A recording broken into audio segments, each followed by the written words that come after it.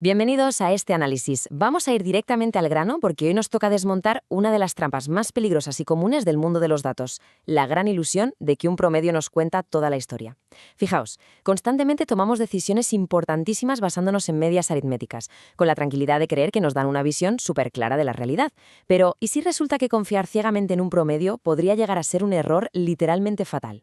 Hoy vamos a explorar las herramientas estadísticas que de verdad necesitamos para sobrevivir en un mundo de datos engañosos.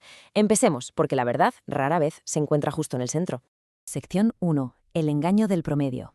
Bueno, vamos a meternos de lleno en esto y a ver exactamente cómo un numerito inofensivo puede enmascarar un desastre espectacular. Para pillarlo bien, vamos a dejar de lado las hojas de cálculo por un momento y vamos a enfrentarnos a un par de situaciones de supervivencia del mundo real. Imaginemos el siguiente escenario. Tenemos a una persona que mide 1,80 metros. Y un detalle absolutamente crucial, no sabe nadar. Nada de nada. De repente se encuentra ante un río que tiene que cruzar sí o sí a pie. Alguien le informa que el río tiene una profundidad media de 1,50 metros. Sobre el papel parece perfectamente seguro, ¿verdad? El agua llegaría en promedio por el pecho. Pero claro, tomar la decisión de lanzarse al agua basándose solo en ese promedio es una apuesta tremendamente temeraria. Y el porqué de ese peligro es súper evidente si rascamos un poquito más. Vamos a comparar dos ríos que tienen exactamente la misma media. En el primer caso, el río seguro, lo menos profundo es 1,40 y lo máximo 1,60. Cero problemas para alguien de 1,80. Pero el segundo caso, el río mortal, es tela. Sigue teniendo una media de 1,50, pero de repente tiene zonas que cubren apenas medio metro y pozas escondidas que caen en picado hasta los 2,50 metros. Cruzar esto sin saber nadar sería catastrófico. Y todo esto a pesar de que su promedio nos gritaba que era seguro. Y ojo, que esto no va solo de supervivencia física en la naturaleza, hablamos también de supervivencia en los negocios. En nuestros datos encontramos otro caso fascinante. Imaginemos a un emprendedor que encarga un lote de 10.000 frascos de perfume a un proveedor. El acuerdo es clarísimo. Todo el lote tiene una media garantizada de 100 mililitros por botella. Parece un trato sólido, directo y sin letra pequeña. Pero a ver, llega el pedido, hacemos un test rápido de calidad para comprobar y es un caos absoluto.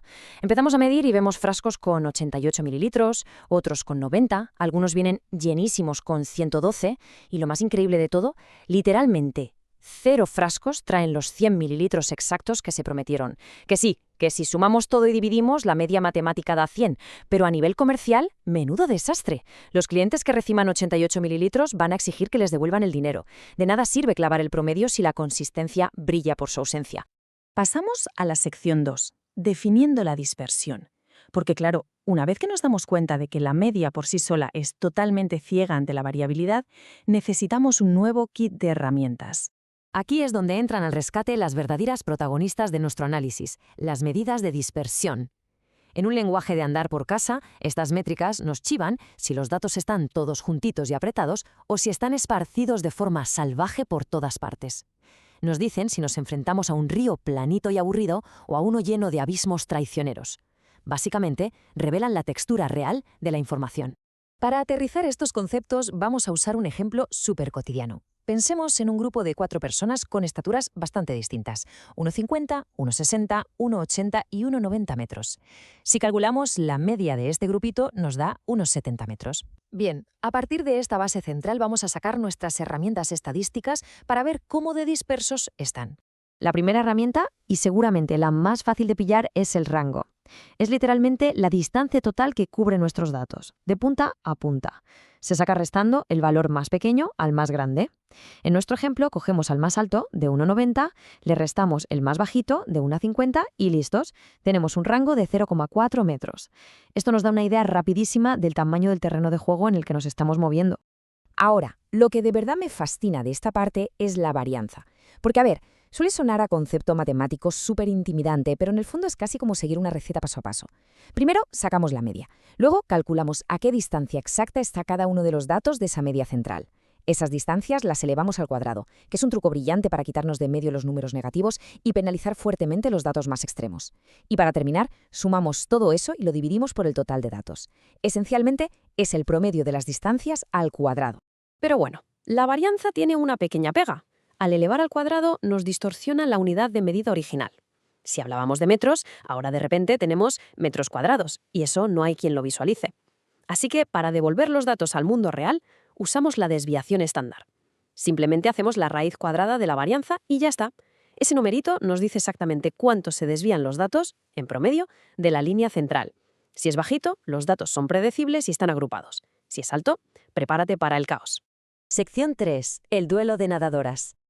Ha llegado el momento de poner todas estas métricas a prueba en un escenario deportivo de altísima tensión, donde una decisión equivocada cuesta muy cara.